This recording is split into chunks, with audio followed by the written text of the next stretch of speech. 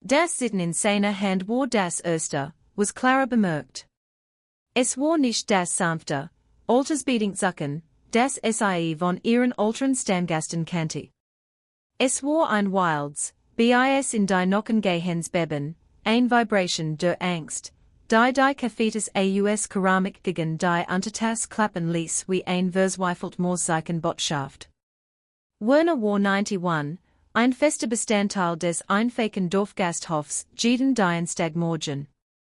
Dieselbe Nische, dieselbe Bestellung, zwei Spiegeleier, knusprigen Speck, schwarzen Kaffee. Seine Bewegungen waren sonst langsam, bedächtig ein Schienbild für die sorgfältige Erhaltung von Kraft. Heute waren sie ruckartig, panisch. Seine linke Hand blieb unter dem Tisch versteckt, dem Blick entzogen. Aber seine rechte die Kaffetes geschlossen war ein süßes Stillen, schrecklichen Stimms, der in ihm tobte. Hielt den Blick gesenkt, auf die kreisen Schwarzflüssigkeit gerichtet, als ob die Antworten auf sein Gebiet aus deren Schiffen aufsteigen konnten. Clara, die Drehteller auf ihrem Arm balanciert, machte in der Service-Thek Halt. Sie kannte Werners Routine besser als ihr eigen. Wird die Lokalzeitung lesen, sie sauber zusammenfalten, und ein Trinkgeld von €1 hinterlassen immer glatt gestrichen. Heute lag die Zeitung unberührt da.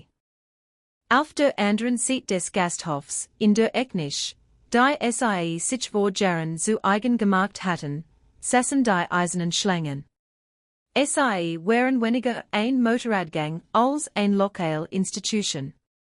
Ein Grupp altender Männer in Lederjacken, die auf Harleys in den Ort donnerten, die klangen wie Donner, der die nahen Hügel hinunterwollt. Sie waren laut. Sie waren groß. Und die meisten Dorfbewohner machten einen weiten Bogen sie.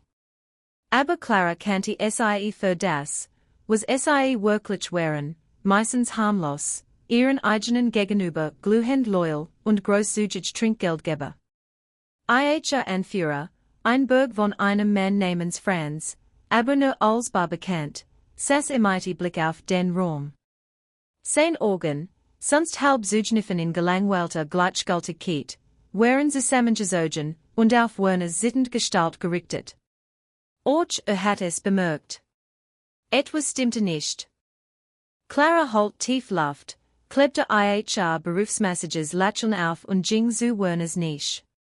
Noch Kaffee, Schatz, fragte sie, ihr Stimme sanfter als sonst. Werner sagte zusammen ein kleines, heftiges Zucken seiner Schultern. Schaut auf, und Claras Latschen schwenkte.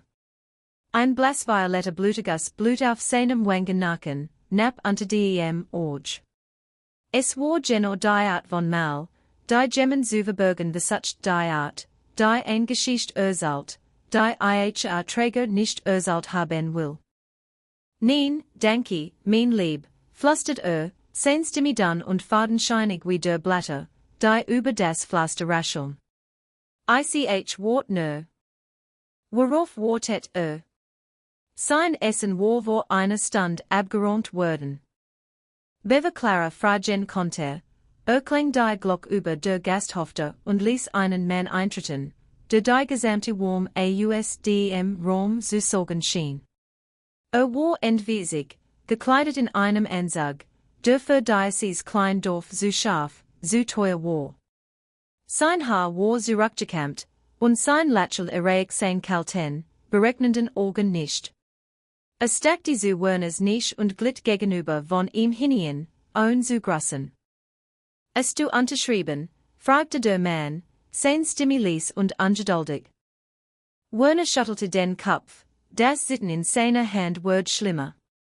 Markus, ich brauch noch mehr Zeit zum Nachdenken. Es gibt nichts zu bedenken, sichte Markus und bügt sich vor. Ließ seinen Blick über den Gasthof schweifen, streifte Clara kurz und verwarf sie als Teil des Mobiliars. Es ist eine Formalität. Das Heim verlangt es so. Du übertragst das Haus. Die Sorgen sich für den Rest deiner Zeit im Dich. Clara, die so tat, als wische sie einen nahen Tisch ab, spurti, wie sich ein Eisiger Noten in ihrem Magen bildet. Sie hat von solchen Orten gehört von Familien, die es kaum erwarten konnten, an ein zu kommen. Es war Marias Haus, sagte Werner, seine Stimme brechend. Wir haben es gebaut. Aus der ich nicht viel ein Gebell klirrend auf einen Teller. Das Geräusch war unnatürlich laut in dem plötzlich angespannten Gasthof. Marcus warf einen nervösen Blick zu den eisernen Schlangen. Bastard ihnen, sein Gesichtsausdruck unlesbar, sein massiven Hand ruhend auf dem Tisch.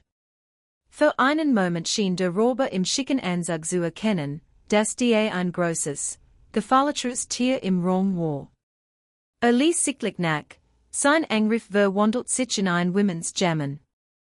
Erledig es einfach, Alter, murmelt und schob die Papier nahe an Werner sittend Hand. Ich komme nächste Watch wieder. Hab es dann unterschrieben. Dann war fort und hinterließ ein Kalte in seinem Gefolge. Werner start auf die Dokument auf dem Tisch, als wären sie ein aufgerollt Schlange. Langsam, massam schob sich aus der Nische. Schaut Clara nicht an. Schaut niemanden an. Seine Schultern waren in wollige Niederlage gesunken. Als Tua schlürfte, passiert die nicht der Biker. Die eisernen Schlangen waren verstummt und beobachteten ihn. Werner hielt in.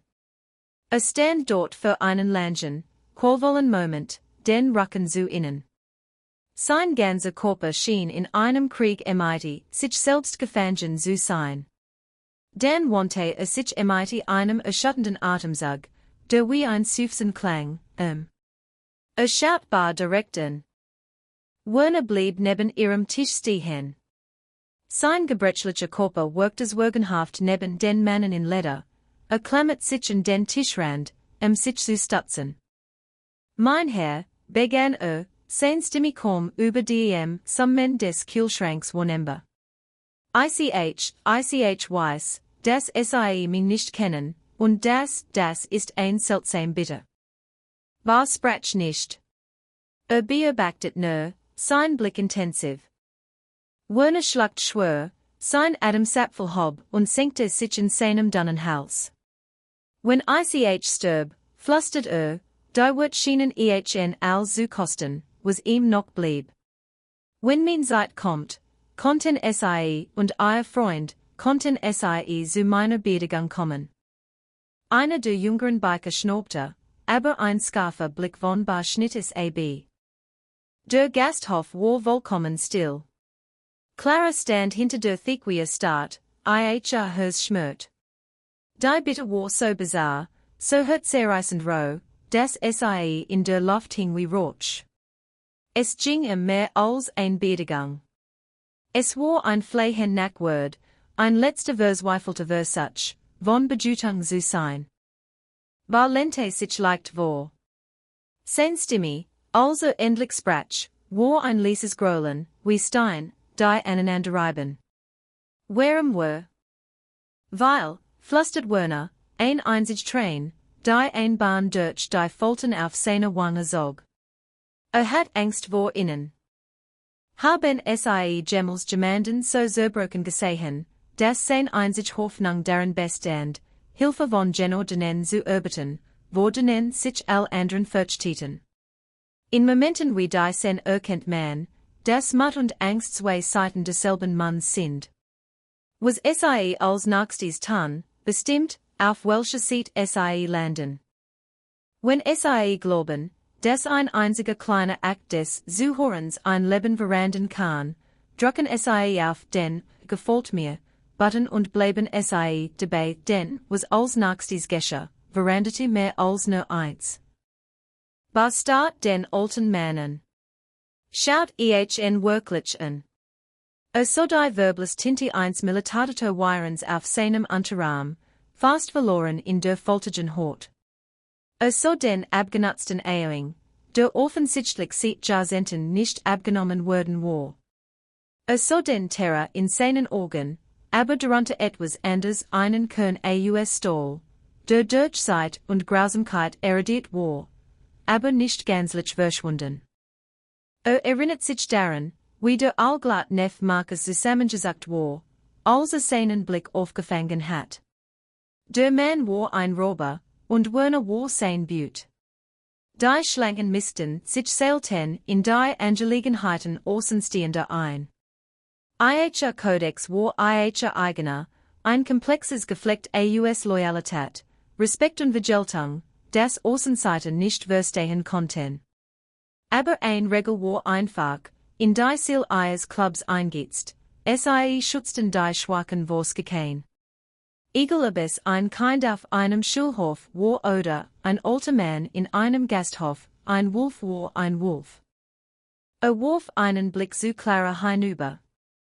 Sie beobachtet sie. Ihr Gesichtsausdruck war ein Mischung aus Mitleid und Hoffnung. Sie gab ein winziges, kalmnehmendes Nicken ein Stillbestätigung, dass das, was sie besucht hatten, real war, dass die Angst dieses alten Mannes begründet war. Das reichte. Schob seinen Stuhl zurück, die bin schabten laut über den Linoleumböden. Stand auf, und sein schier groß schien das Licht im Raum zu bügen. Ging den Tisch herum und stand vor Werner. Nahm sanft die Sittenhand des alten Mannes in sein eigen Message, schwierig. Das Sitten hört auf. Wie heißen sie? Fragte Bar, sein Stimme jetzt weicher, ihres üblichen Grolls entkleidet. Werner. Werner Hoffmann. Nun, Werner Hoffmann, sagte Bar, sein Blick unerschütterlich. Wir kommen zu ihrer Beerdigung, aber wir haben eine Bedingung. Werner schaut auf, verwirrt. Als? Ein Laut entrang sich Werners Lippen. Ein erstigtes Küchen des Unglaubens und der Erleichterung. Sein nickten ein, aber Bars Griff war wie Eisen und hielt ihn aufrecht. Führte den alten Mann zurück zu seiner Nische und setzte ihn behutsam hin. Wo wohnen sie, Werner? fragte Bar. Werner, noch immer benommen, nannte ihm die Adresse. Gut, sagte Bar und wandte sich seinen Mannen zu. Spiegel, du und Jochen kommt mit mir. Die anderen Mädchen Frühstück fertig. Wir besuchen unseren Opa.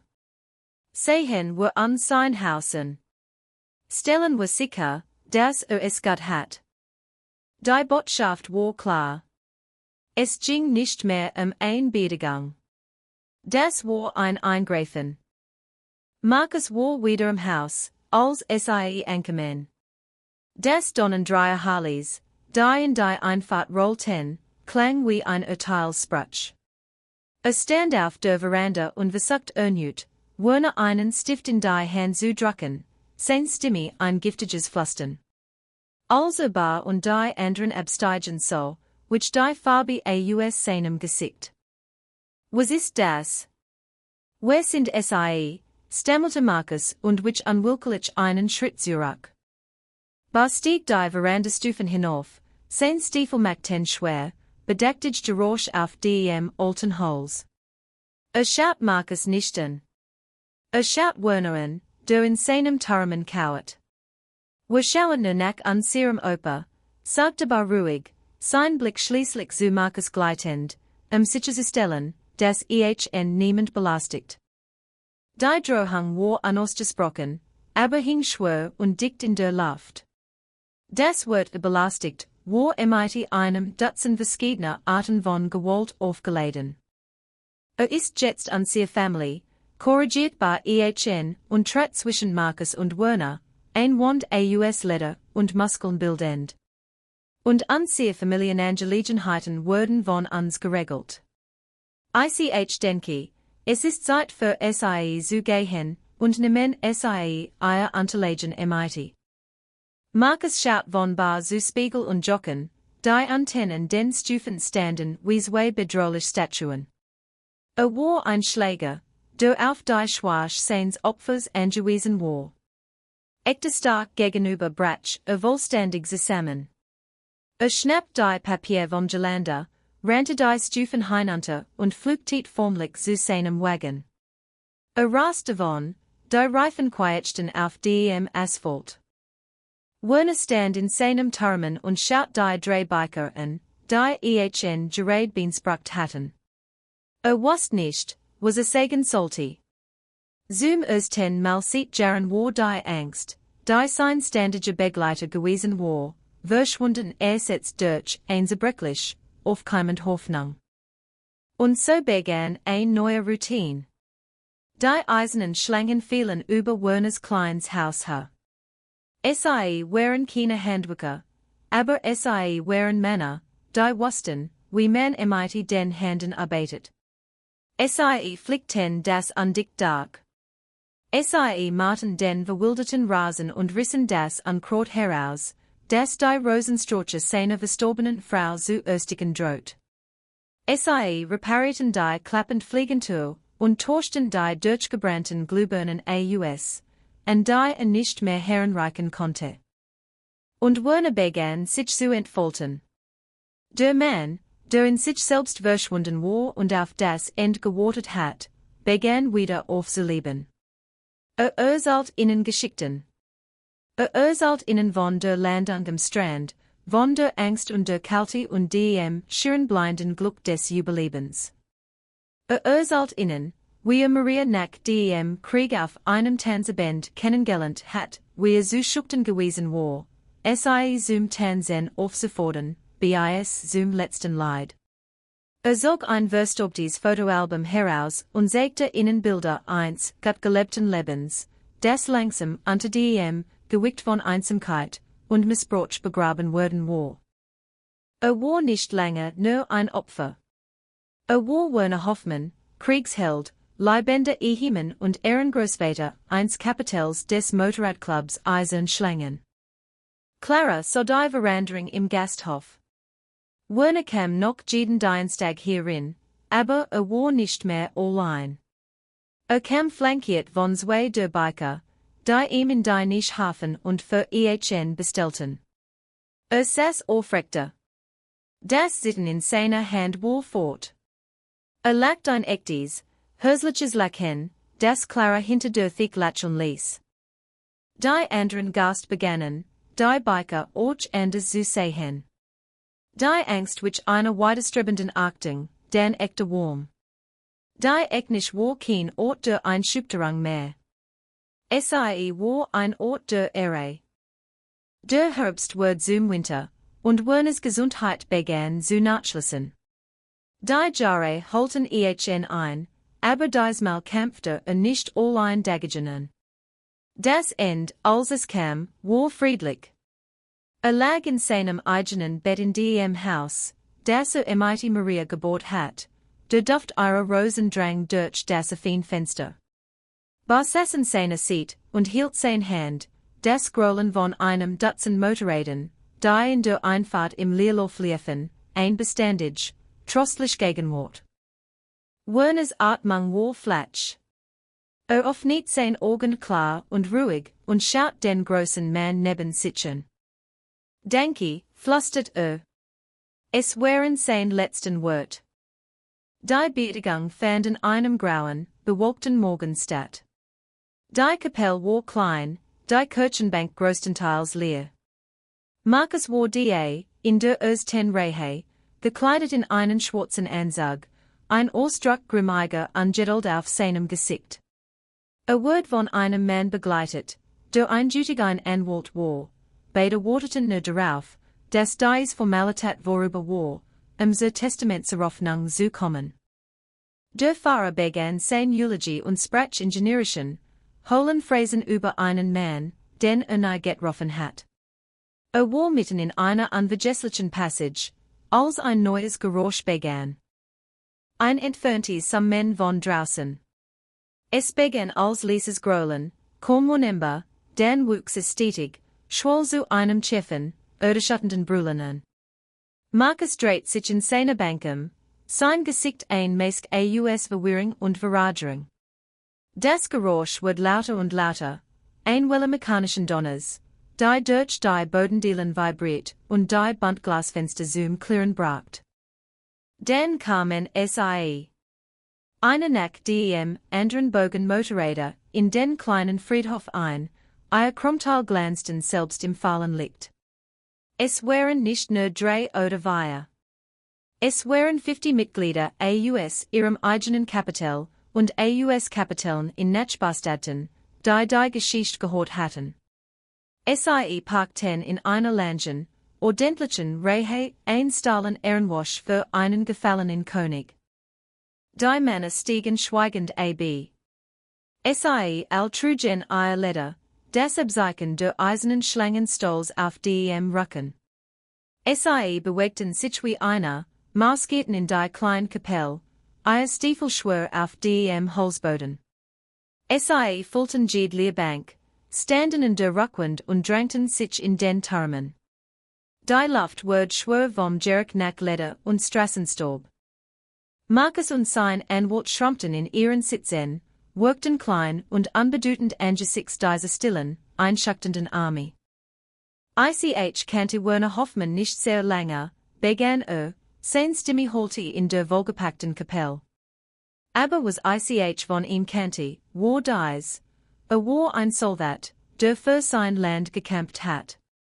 War ein Ehemann, der seine Frau über 60 Jahre lang geliebt hat. Und war ein Mann, der am Ende seines Lebens von einem Feigling gemobbt wurde.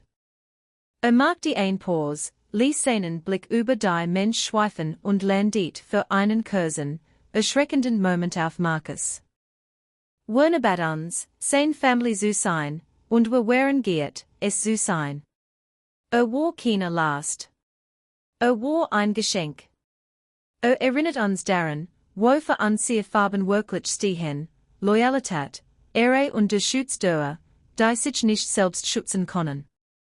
Schaut zurück auf den Sarg. War nicht allein. War einer von uns. War unser Opa. Trat zurück, sein Eulogie beendet. Dann ging zum Sarg, legte eine Hand auf das Holz und vernäht seinen Kopf. Einer nach dem anderen folgte jeder Biker im Raum, jeder Mann trat nach vorn, sein Ehre zu erweisen. Ihr Stillprozession war ein kraftvolles letztes Unis. Markus rührt sich nicht. Sein Gesicht war bleich. Sein Plan für ein schnell, still naturales Liquidierung verwandelten sich vor seinen Augen zu Asch. Hat es nicht mehr nur mit einem toten alten Mann zu tun. Hat es mit den eisernen Schlangen zu tun. Und sie waren eine Familie, die Groll hegte. Im Jahr nach Werners Beerdigung lernte das Dorf die wahre Bedeutung der Loyalität dieser Familie. War, mit Hilfe eines befreundeten Anwalts des Clubs, leitet ein Untersuchung in Markus' Angelegenheiten ein. Es dauert nicht lange, ein Muster von Seniorenbetrug aufzudecken. Markus hat das schon zu Vorgäten verletzlich verwandt ausgenommen, ihr Konten gelehrt und ihr Vermögen beschlagnahmt. Konfrontiert mit einem Berg an Beweisen und der unausgesprochenen Drohung der ständigen, stillen Präsenz der Schlangen bei jeder Gerichtsverhandlung, brach Markus zusammen. Will als, einschließlich seiner Freiheit. Aber die Geschichte endet nicht mit Vergeltung. Sie endet mit einem Vermächtnis. Werners Testament, das Markus so verzweifelt außer Kraft setzen wollte, war einfach, hinterließ als zum Wohl der Gemeinschaft. Die Biker, mit Clara nun als Partnerin in dem Projekt, nahmen dies Anweisung zu Hasen. Sie verkauften Werners Haus nicht. Sie renovierten es. Die Männer, die das Dach geflickt und die Tür repariert hatten, rissen nun Wände nieder und zogen neue hoch. Sie verwandelten das Kleinzimmerhaus in ein sauberer, sichere Unterkunft für Obdachlos-Veteranen, einen Ort für Soldaten, die wie Werner aus dem Krieg nach Haus zurückgekehrt waren und sich verloren gefunden hatten. Sie nannten es Werners Ort. Sein Militärporträt hing im Eingang. Der Gasthof blüht auf. Clara kaufte schließlich von ihrem alten Chef mit einem Darlehen, für das Bar mittenschrieb. Wird zum inoffiziellen Hauptquartier für das Projekt Werners Ort ein Ort, an die Spenden abgegeben und freiwillig organisiert wurden. Die eisernen Schlangen wären ihr zuverlässigsten Kunden und ihr leidenschaftlichsten Beschützer. Der Gasthof war ein Sicherheitszone, ein Gemeinschaftszentrum, wo die Grenzen zwischen Dorfbewohnern und Biken zu nichts verschwommen wären. Jahre Virgingen. Werners Ort half Dutzenden von Männern und Frauen, wieder auf die Beine zu kommen. Ein Veteran, ein junger Mann, der von seiner Seite im Auslandsinsatz verfolgt wird, fand Trost darin, Marais Rosensträucher zu pflegen und sie zu neuem, lebendigem Glanz zu bringen. Ein anderer, ein ehemaliger Militärmechaniker, eröffnet mit einem Mikrokredit des Clubs ein klein Motorradwerkstatt. Die Wellen von Werners letztem Verzweifelten Flehen breiteten sich weiter aus, als sich jemand hat vorstellen können. Clara, nun mit grauen Stranen im Haar, wird manchmal an der Thik eines belebten Gasthofs stehen und so eknisch hinüberschauen. War wird dort sitzen, selbst alter und grauer, und einen schwarzen Kaffee trinken. Wird sich an den Tag erinnern, an die die sittend Hand eins verrangstigten alten Mannes als in Gang gesetzt hat. Ein kleines Detail, das fast übersehen hat. Eine Entscheidung zu kommen, eine Entscheidung zu hören. Helden tragen nicht immer am Hänge. Manchmal tragen ein Kellnershirts und bemerken einen Blutegass, den niemand sonst sieht. Manchmal tragen Leder und Beantworten einen Hilferuf, den all anderen zu hören zu ängstlich sind. Die Welt ist voll von Menschen, die still nach jemandem schreien, der bemerkt. Wie leicht ist das heldenhaftest, was jeder von uns tun kann, einfach aufzupassen. Schauen sich Wer in ihrem Leben muss gesehen werden. Ihr Stimme, ihr Aufmerksamkeit konnte das ein sein, das als verandet. Wenn dies Geschichte berührt hat, teilen mit jemandem, der hören muss. Und lassen uns in den Kommentaren wissen, haben jemals einen Helden an einem unerwarteten Ort gesehen. Abonnieren für mehr Geschichten über den stillen Mutt, der die Welt verändert.